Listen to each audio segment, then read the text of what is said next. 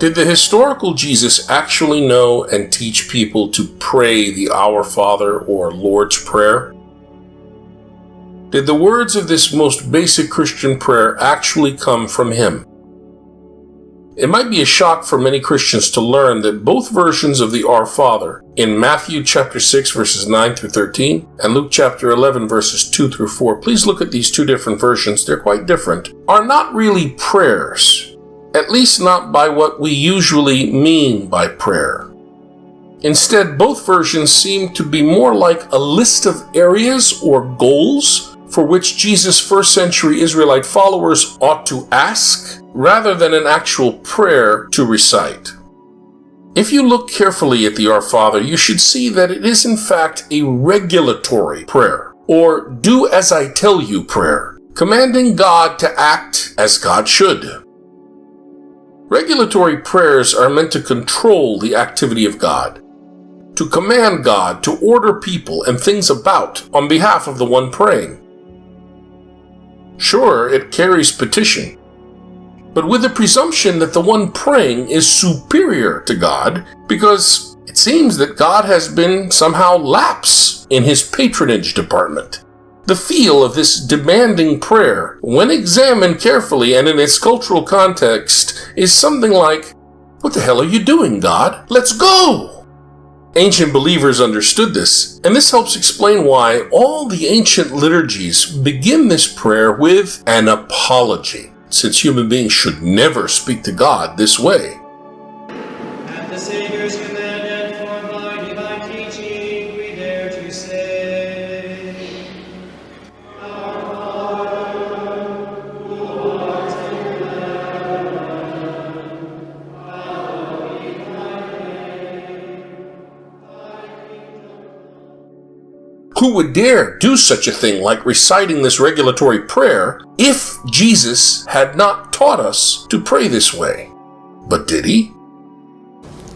Because while most scholars, and I include myself, would agree that the Lord's Prayer as we now have it is probably not from Jesus, it's a little too polished. And it shows the evidence of long, careful use in Greek. Folks, the Q tradition from which the Our Father comes in different Matthean and Lucan traditions is Greek, already too polished to actually have been spoken by the Aramaic-speaking pre-paschal Jesus.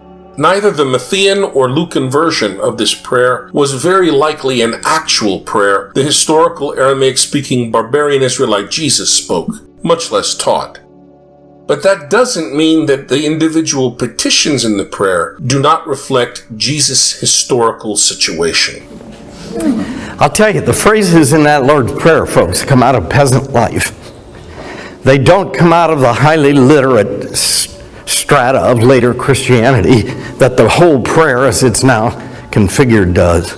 The origins of that prayer are in the lives of peasants in the Galilee. Folks, the individual petitions of this Q tradition, in both Matthean and Lucan forms, do trace back to the starving Galilean peasant experience of village artisans and day laborers. Here is a culturally plausible translation of the Matthean Our Father in the literal sense. Our Israelite patron who is in the sky vault, be in truth who you really are. Notice the demand, with the sense of, damn it, what are you doing? We are starving to death. Achieve theocracy in the land of Israel, definitively, as it is in Sky Vault. Give us being Galilean peasants, today tomorrow's bread. Meaning, give us work as we stand in the village square as ergotai, as day laborers. And cancel our debts as we cancel our debtors. Forgive us our sins or forgive us our trespasses is too polished. Galileans suffered under incredible exploitation due to a land foreclosure epidemic in the first century. Do not subject us to the honor trial by ordeal. This means basically, don't have us peasants dragged into kangaroo courts controlled by the retainers to the urban elites stealing our ancestral lands. Because if you allow this, we will be destroyed. but deliver us from the evil one, whether the evil one is human or other than human. There is not a doubt in my mind that "Give us today our daily bread" is a prayer for employment on the part of a day laborer who ate only if he got work that morning in the village square.